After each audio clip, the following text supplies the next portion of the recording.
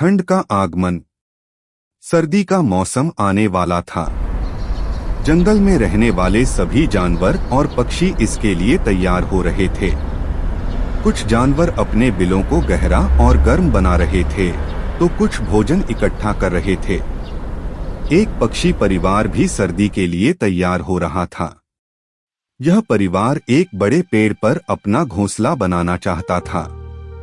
इस घोंसले में उन्हें सर्दी से बचने के लिए गर्म और सुरक्षित रहना था। परिवार के सभी सदस्य इस काम में जुट गए। पिता पक्षी पेड़ पर चढ़ गया और एक मजबूत शाखा चुनी। उसने इस शाखा पर एक मजबूत आधार बनाने के लिए सूखी घास और टहनियां रखीं। माता पक्षी जमीन पर घूम रही थी और घोंसले के लिए आवश्यक सामग्री इकट्ठा कर रही थी। उसने पत्तियों, सूखी घास, पंख और अन्य छोटी छोटी चीजें इकट्ठी की। बच्चे पक्षी भी मदद करने के लिए उत्साहित थे। वे माता पक्षी के साथ घोंसले के लिए सामग्री इकट्ठा करने गए।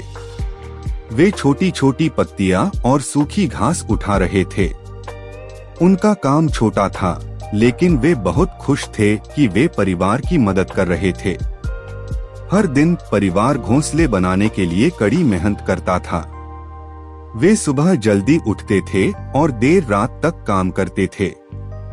वे कभी थकान नहीं मानते थे, क्योंकि उन्हें पता था कि यह उनके परिवार के लिए बहुत महत्वपूर्ण है।